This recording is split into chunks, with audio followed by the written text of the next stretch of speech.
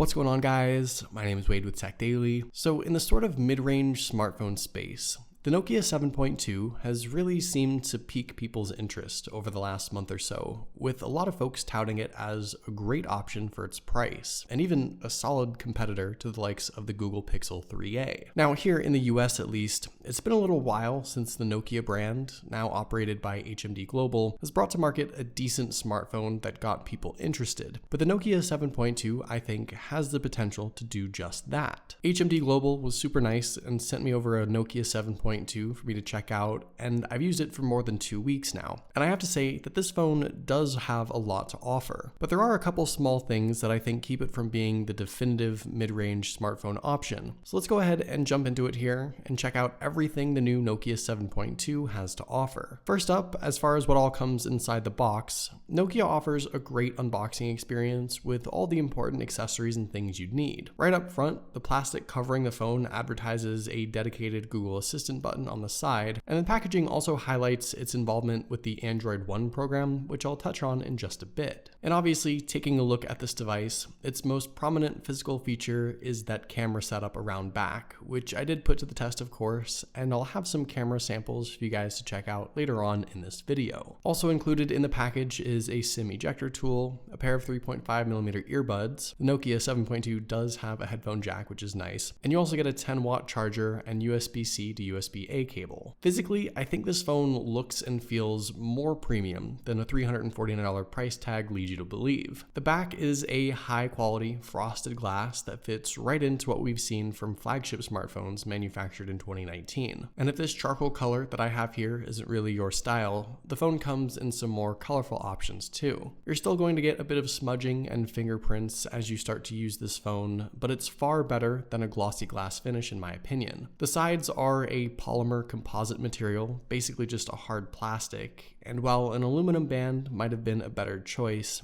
I think in the hand, like I said, there isn't anything that feels cheap with this phone. Taking a look around, you've got that dedicated Google Assistant button on the side, and this is unfortunately not remappable, but you can at least disable it if you want to. On the right, you'll see your volume rocker and power button. And one interesting thing to note here with that button, it actually doubles as sort of an LED indicator for notifications. I think this is more just like a cool little design cue. It's certainly not that obvious LED light that makes notifications easy to see from a distance, but it's bright enough to still be functional and usable, and it's a nice touch anyway. Underneath, you've got USB-C and the speaker, and up top, like I mentioned already, is old reliable, the 3.5mm headphone jack. Another feature this device packs is a rear fingerprint sensor, and with budget and mid-range phones, this is something you'd expect still. Placement is pretty good for my liking, and its speed and accuracy and overall usability is on par with any other smartphone from 2019. This is my preferred way to unlock the Nokia 7.2, but you also have a facial unlock option as well. There's no fancy sensors or anything like that though. It's basically just the front-facing camera doing the work, so it's not necessarily as secure and certainly not as quick and accurate if you're used to using a flagship phone, but it does still work. That little bit of a delay is definitely there though,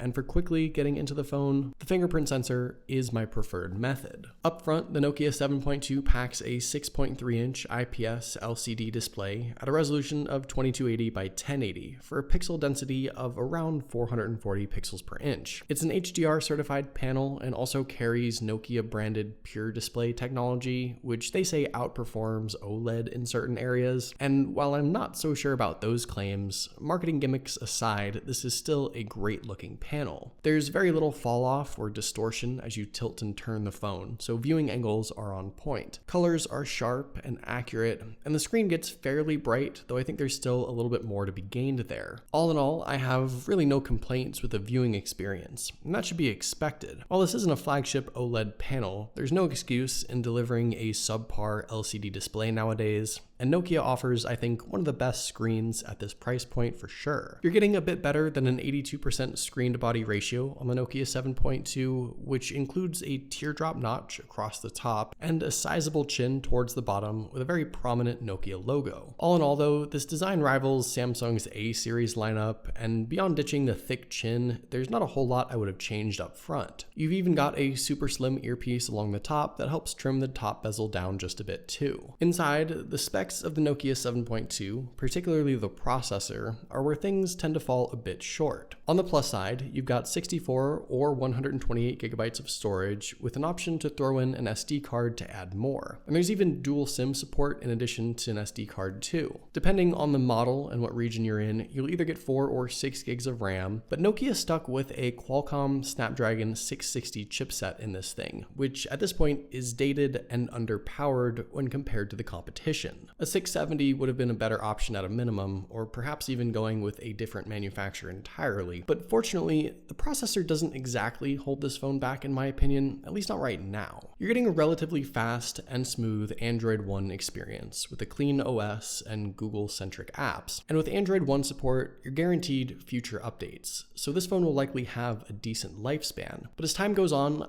I think that processor might hold this device back a bit and definitely start to show its age, maybe a year or two down the line, and it's one of the main reasons why I wouldn't exactly say it's comparable to the likes of the Pixel 3a. The other aspects of this device that fall a bit short are the battery and charging speeds. Inside, you've got a 3500 milliamp battery, which is good enough for more than a day's use under normal conditions, though I personally wasn't able to get much more than that. And unfortunately, if you find yourself needing to juice up in a jiffy, this ain't it. The 10-watt charger inside the box is what this phone supports as far as fast charging to my understanding, and by 2019 standards, even in that mid-range category, that really misses the mark. Now, let's talk about what really is supposed to make this phone stand out, that camera setup. Around back, you've got a 48 megapixel standard lens, an 8 megapixel ultra-wide shooter, and a 5 megapixel depth sensor, paired with that Zeiss optics branding. There's also even a 20 megapixel selfie camera in that teardrop notch up front too. Now, megapixels aren't anything. That's been proven time and time again, and even with this phone, the default shooting option is actually to capture shots with 12 megapixels rather than the full 48. But as you start to play around with a myriad of camera features, from portrait to night mode, and all the manual controls too, there's a decent pro shooting mode, you start to see that the Nokia 7.2 really shines when conditions are right.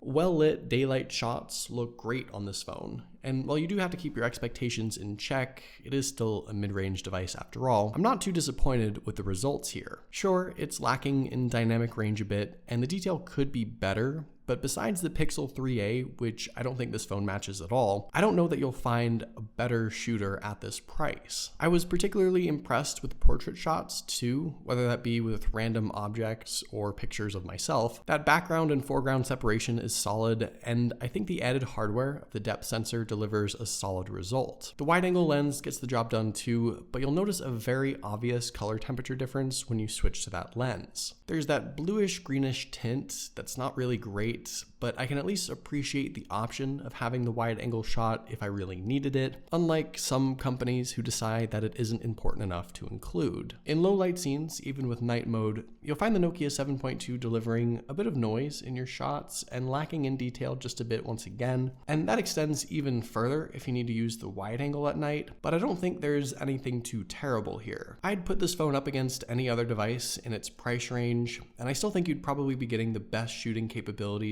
and the most options and features. For a vast majority of people, the camera capabilities offer more than enough. So with all that being said, it sort of begs the question, is the Nokia 7.2 worth it? Does this phone make sense for folks looking to spend $350? And I think it's close. At $299, I think this is an easy buy. With an updated processor and fast charging, maybe even a 4000 milliamp battery too, I think it brings the phone up to where it should have been. But all in all, if you walked out of the store having paid $350 for this thing, I don't think you're getting a bad value. The build and design of this phone is premium, the display is beautiful, Android One support is a solid pairing, and the camera will allow you to take some great shots of everyday life. More than anything, I think what the Nokia 7.2 shows is the company's potential in creating a great mid-range or even budget smartphone, and I'm excited to see what they'll be offering with some future devices. So there you go, that's everything you need to know about the new Nokia 7.2. Hopefully you guys did enjoy this video. Let me know what you think of this new device in the comments down below, if you like it, if you think it's worth buying or not. Also, be sure to follow TechDaily on Twitter and subscribe to the TechDaily YouTube channel if you haven't already,